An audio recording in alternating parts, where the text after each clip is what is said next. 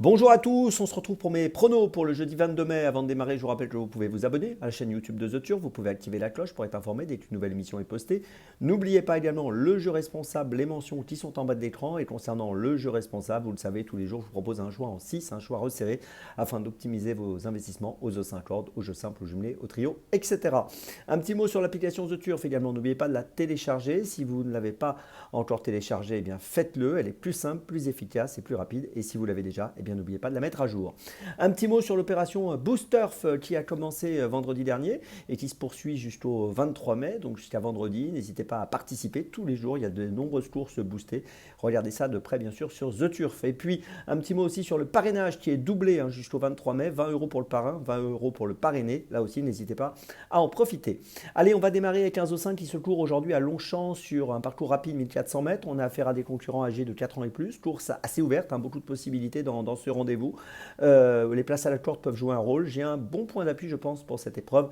On va tout de suite en parler avec ce cheval que je place en tête et qui est donc le numéro 5, Tortis-Sambert. J'ai beaucoup aimé sa dernière sortie dans le prix de Chevilly où il a terminé 3e, c'était le 27 avril sur ce parcours des 1400 mètres à Longchamp. Il a plutôt un bon numéro à la corde, le numéro 4 dans les stalles de départ. Il est monté par Stéphane Pasquier qui est en grande forme actuellement.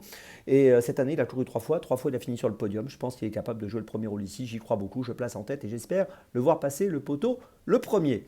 En deuxième position, je suis resté sur la ligne du prix de Chevilly avec le numéro 13 de Forchester qui a terminé 4e à Longchamp le 27 avril derrière Tortis-Sambert. La performance était bonne, il a plutôt un bon numéro à la corde lui aussi, le numéro 5, et je pense qu'il est capable de monter sur le podium. En troisième position, j'ai placé le numéro 15 Wonderboy. Lui aussi, il a couru ce fameux prix de Chevilly, il a terminé 5e, sa fin de course était bonne ce jour-là pour prendre cette 5e place. 4e à Longchamp auparavant, c'est un cheval qu'on connaît bien, qui est maintenant âgé de 10 ans. Et lui aussi, un numéro à la corde qui est correct, le numéro 6, donc je pense qu'il peut jouer un tout premier rôle ici. En quatrième position, j'ai retenu le numéro 7, Centenario, qui a gagné ce fameux prix de Chevilly donc le 27 avril dernier à Longchamp. Donc c'est toujours la même ligne qui est vraiment incontournable. Il est entraîné par Gérald Mossé. Il a encore un numéro correct à la corde, il a le 7. Il a été remonté de 3 kg sur l'échelle des poids, c'est beaucoup, c'est vrai. Mais je pense qu'il est quand même encore compétitif pour une place. En cinquième position, j'ai placé le numéro 2, Amédras. C'est un cheval qu'on connaît bien, qui a beaucoup d'expérience. Il a couru lui aussi le prix de Chevilly. Il a terminé 8e. Il est monté par Christian Desmoureaux. 52 courses courues, 21 podiums. Il a pour lui son expérience et ça peut faire la différence. Et je pense qu'il vaut mieux le garder avec nous pour une place dans les 5. Et puis en sixième position, j'ai placé le numéro 1, Cimer, qui va participer à son premier handicap. C'est une pouliche de 4 ans qui va devoir porter 60 kg. C'est pas mal de poids. Absente entre le mois d'octobre 2024 et le mois d'avril 2025. Elle vient d'effectuer une rentrée 5e à Longchamp le 30 avril sur 1600 mètres. Ici, elle revient sur 1400. Elle a couru 8 fois dans sa carrière, 8 fois dans les 5. Je pense qu'en bout de combinaison, c'est intéressant de la garder, même avec ce poids. Je vous résume mon choix en 6 pour ce Zo 5 cordes. Un point d'appui vraiment sérieux pour moi, le numéro 5.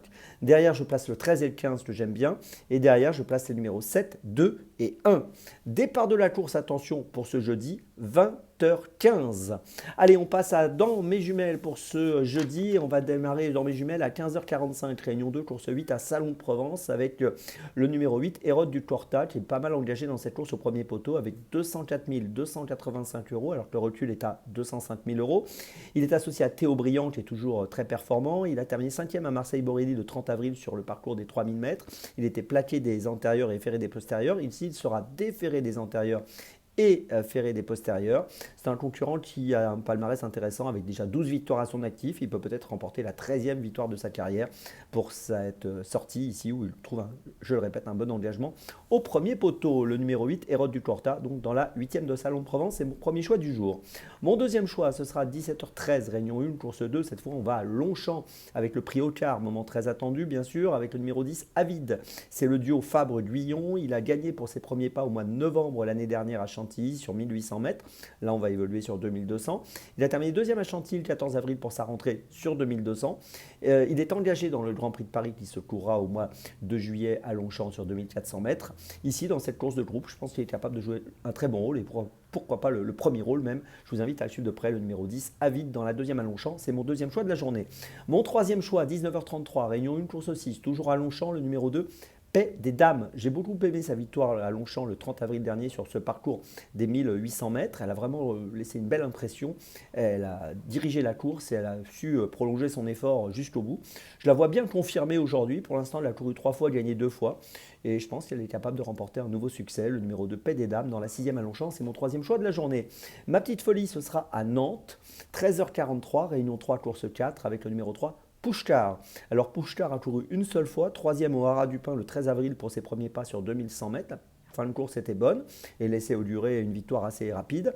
Là, on va évoluer sur 2200 mètres. Je pense que si ce poulain a évolué favorablement, il est sûrement capable de jouer un premier rôle dans cette course qui est assez ouverte et il peut être autour des 7-8 euros. Je vous invite à le suivre de près, le numéro 3, Pouchkar, dans la 4e à Nantes. C'est ma petite folie de ce jeudi. Je vous résume mes choix pour dans mes jumelles. Tout d'abord, dans la 8e de Salon de Provence, le numéro 8, Hérode du Corta. Ensuite, dans la 2e de Longchamp, le numéro 10, Avide. Ensuite, dans la 6e de Longchamp, le numéro 2, Paix des Dames. Et ma petite folie, dans la 4e de Nantes, le numéro 3, Pouchkar. On se retrouve maintenant demain et d'ici là, avec The Turf, ça va aller.